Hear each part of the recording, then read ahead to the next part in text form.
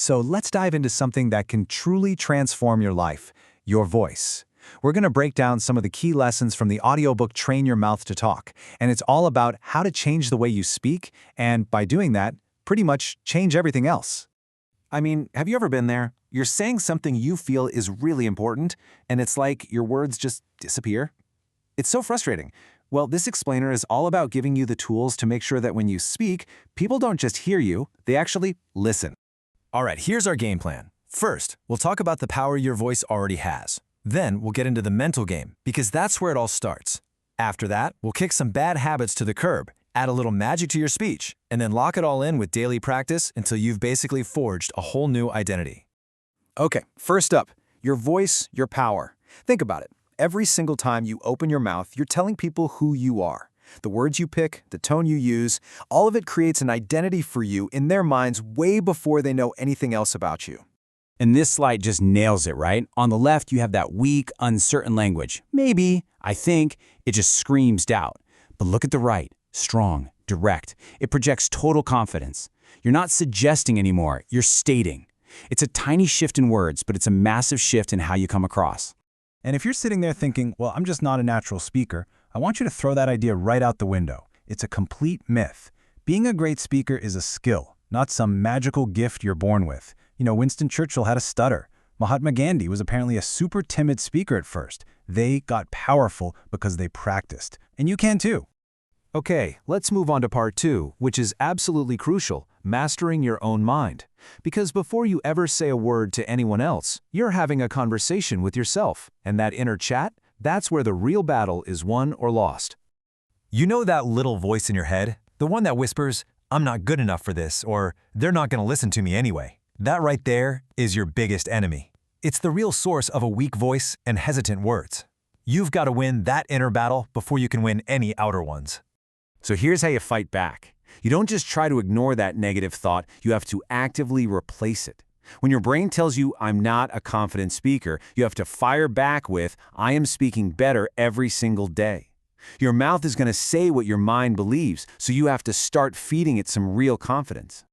Okay, so we've worked on the inside game. Now let's talk about the outside, the nuts and bolts. We're moving on to those little practical habits that can have a huge and usually negative impact on how people see you.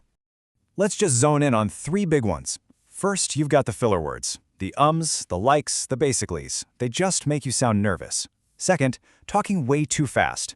It kind of signals that you don't think what you're saying is worth their time. And third, avoiding eye contact. It can make you seem untrustworthy. These little things can totally undermine your credibility. But here's the good news. The fix is actually pretty simple. Instead of saying, just pause. Seriously, just stop for a second. Silence isn't weak, it's powerful. It makes you sound thoughtful. And slow down. Speaking deliberately makes people lean in and gives your words more weight. And of course, look people in the eye. It's a direct line to building real trust. All right, so we've cleaned up the mistakes. Now we can build on that solid foundation. Because it's not just about being correct, right? It's about being charismatic. This is where we add that little bit of magic that makes people want to hang on every word you say. So what even is vocal charisma? Well, it's that magnetic quality in someone's voice. It's when you're not just hearing words, you're totally captivated by them. And here's the best part. It is absolutely a skill you can learn. Vocal charisma really comes down to 3 key things. First, variation. This is the ultimate enemy of a boring, monotone voice. Change up your pitch, your speed, your volume. Keep your listener on their toes. Second, emotion.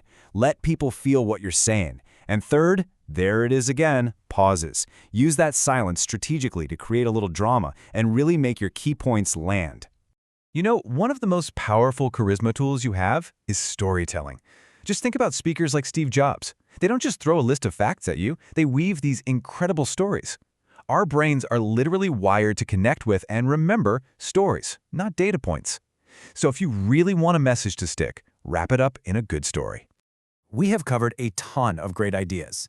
But knowledge without action is, well, it's pretty useless.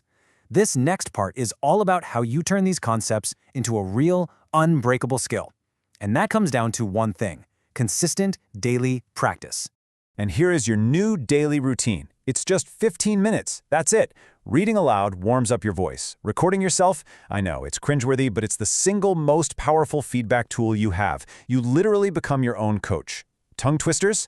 They make you sound crisp and clear. And improvising? That just trains your brain to think faster. You have to commit to this. And finally, let's talk about the big payoff for all this work, your new identity. Because this was never just about becoming a better speaker. It's about becoming a different, more confident person. Now, this is maybe the most important thing to get about confidence. You don't think your way into it. You don't wait for it to magically show up. You act your way into it. You speak even when you're terrified, and that action is what builds real, lasting confidence. It's this amazing feedback loop. Action creates confidence, and that confidence fuels more action. So you see, this whole journey is an inside-out transformation. You change your inner dialogue, which changes your outer voice. And when your voice changes, I promise you, the way the world responds to you changes too. Doors start opening. People start really listening. You earn respect. It really is that profound. The tool you need to literally reshape your reality, to command a room, to get the respect you deserve, it's already part of you. You just need to train it. Your voice has the power to change your world. So, I'll leave you with this one question. Let's not just make this an interesting idea we forget about tomorrow.